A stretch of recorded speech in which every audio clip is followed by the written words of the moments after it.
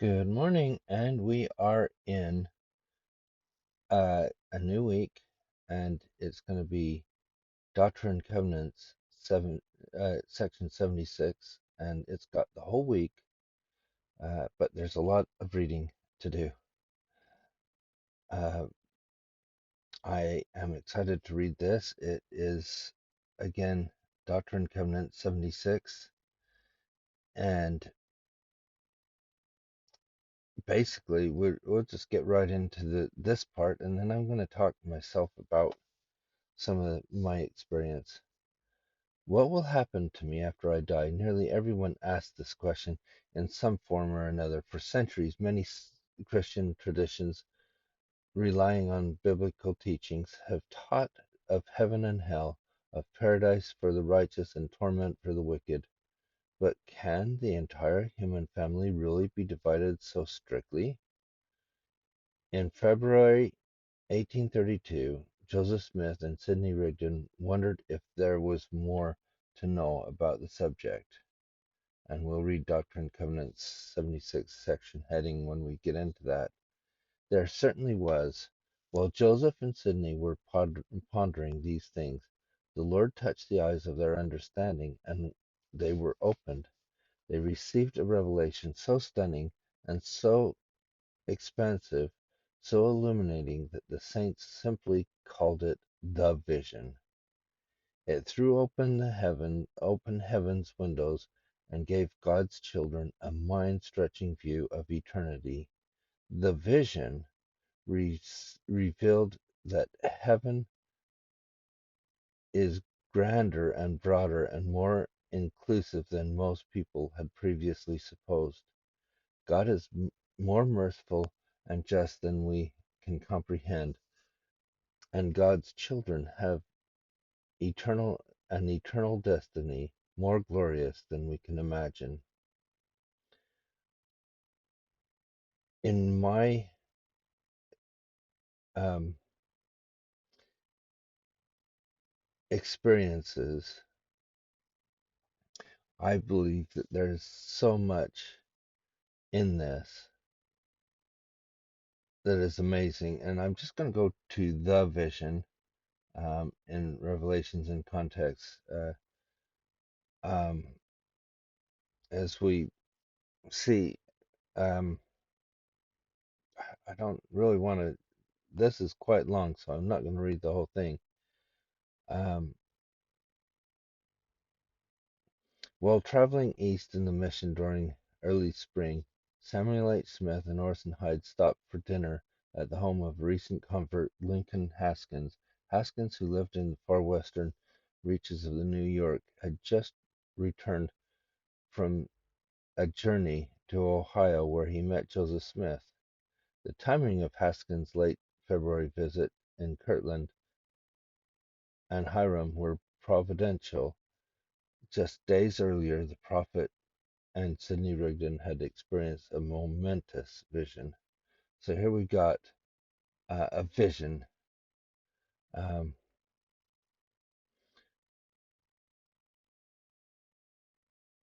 and basically, what I get from this and what we get from another uh, sources, here we've got um, Joseph Smith. Uh, he's been studying the Bible and he got to John 5:29. We've got that in the opening of in the section heading um, when we get to that, so we'll read that. But when the Lord touched the eyes of our understandings and witnessed the vision, not a sound nor motion was made by anyone but Joseph and Sidney, recalled Philo Dibble, uh, on one of those that was present. I saw the glory and felt the power, but did not see the vision. Dibble and as many as 12 others listened as Joseph Smith and Sidney Rigdon described aloud what they saw. Um, And the vision, as it became known, contained a sweeping description of what awaited mankind after death. It outlined varying degrees of glory, and we'll get into that. So I'm not going to go into it very much here. Um,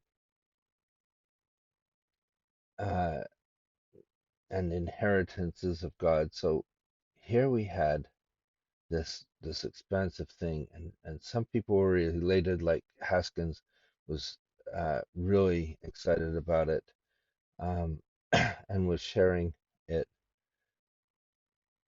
And then, oh, whoops, sorry. And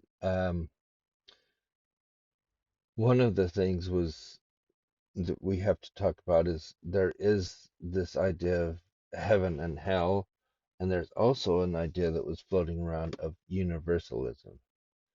And some people thought that that's what this was on the out outset, or um, universalism just means, well, God saves everyone because God is merciful, so He'll save everyone no matter what they're like, sort of thing.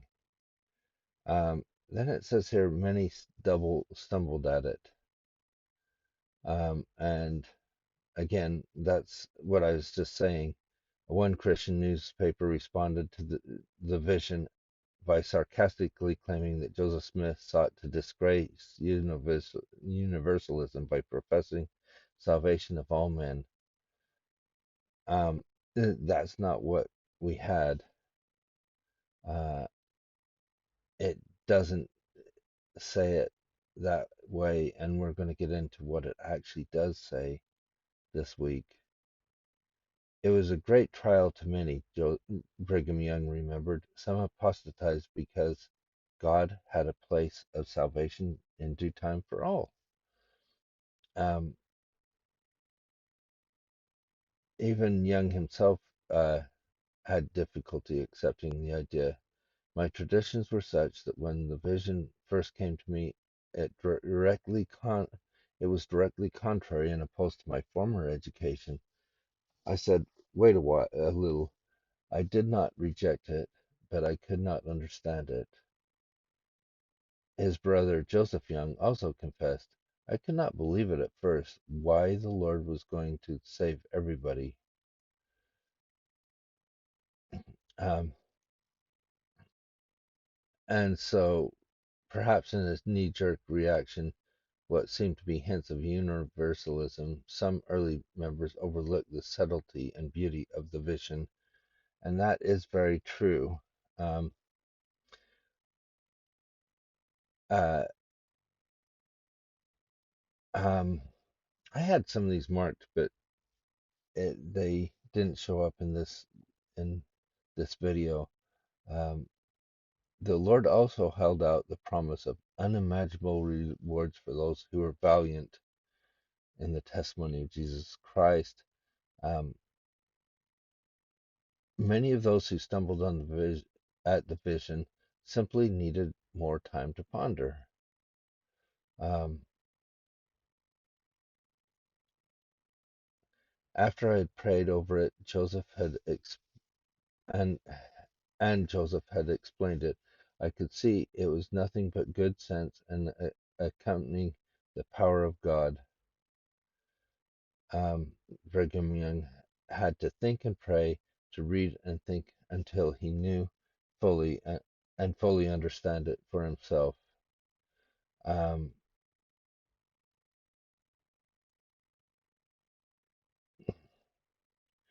uh,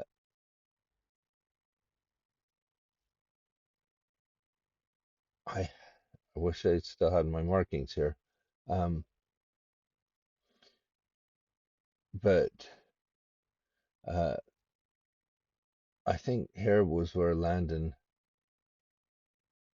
Brother Landon in New York said the vision was of the devil. Landon had influence in the branch, and the branch thought the same thing until Brother Orson led an explanation of the vision, and other revelation followed by myself and Brother Lyman, wrote Murdoch. and Landon soon acknowledged that we taught what we taught was to be true. Um, and Joseph Smith sent to that branch a letter admonishing them to have faith in the revelation. He warned, where there are contentions and unbelief in the sacred things communicated to the saints by revelation, that discord, hardness, and jealousies and numberless evils will inevitably issue. Meaning, when visions like this come, those things that are bubbling underneath the surface will come up, and they do every time there seems to be a change or a vision or something. These things happen, and there seems to be a point where um, you either become more faithful or less faithful in the church when these things happen. Then there's this point where they are asked to just stick with the basics and not teach this yet, because as it says here, Doctrine and Covenants, it says that um, remain silent concerning the vision and the book of Doctrine and Covenants until such a time as the work was fully established. Um, but it was hard to do that. Heber C. Kimball was born, I mean, born, baptized about 2 years after the revelation was given, and it was part of his conversion. Um, and while few early members struggled to accept the vision, many embraced it unreservedly, like William W. Phelps, who printed it in the early morning, the evening and morning star, sorry, um, as the greatest news that was ever published to man. Um, and of course, here's Wilford Woodruff talking about his vision. You can read these a little bit more, but I just kind of wanted to bring this. Um, and he says here, Wilford Woodruff does, I felt he was consistent in both love, mercy, justice, and judgment. I felt the love of the Lord more than ever before in my life.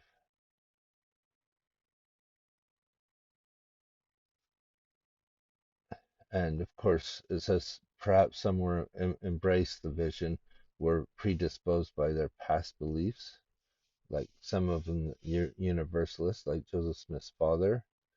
Um, but remember, this isn't universalist, and it doesn't just everybody gets the same thing. And nor is it just about punishments and rewards either. And we'll get into that as we talk this week. It's about testimony of God. So here we have the last bit.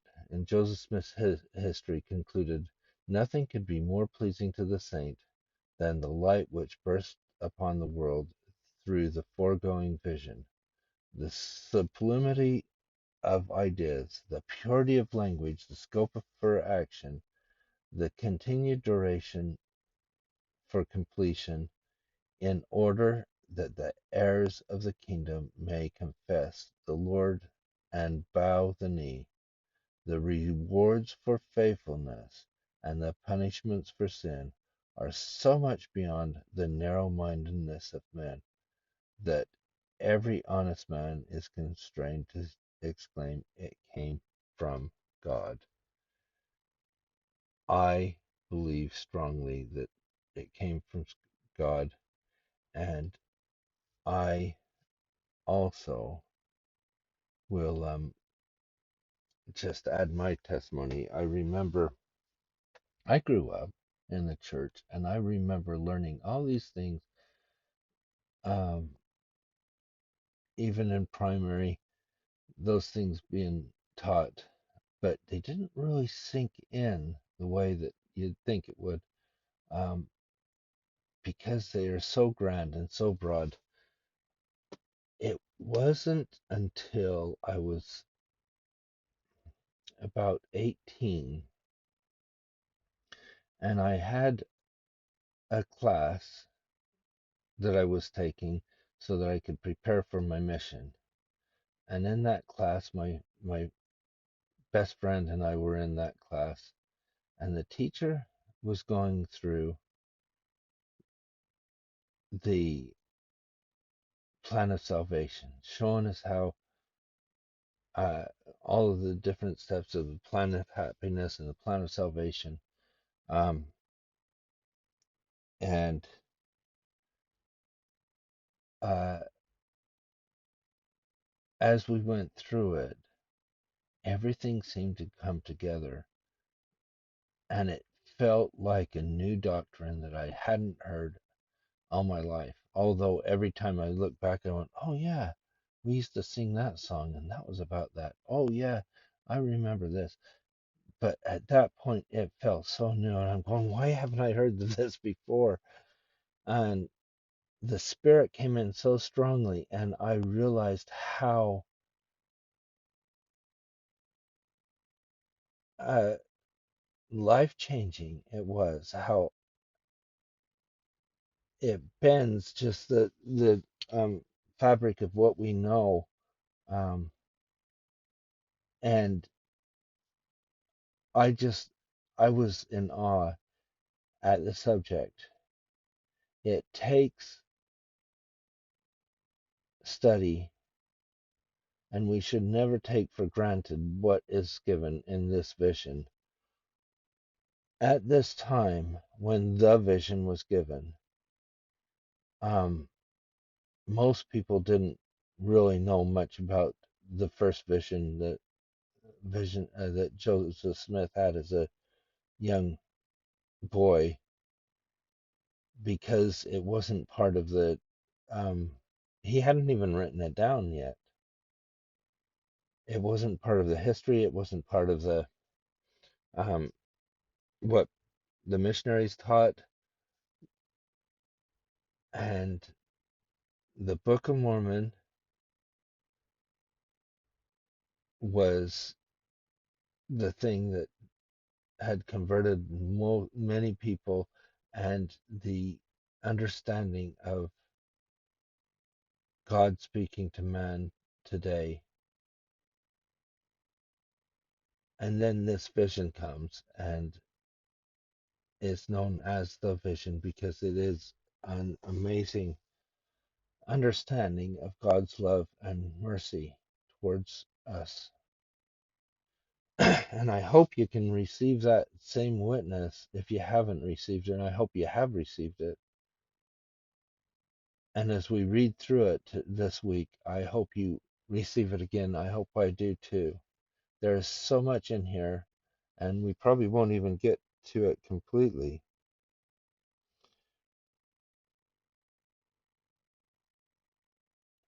And I hope that you enjoy it, and I hope you have a good day, and that you think about God's love and mercy for you, and how He's preparing a place for you. And we'll see you tomorrow.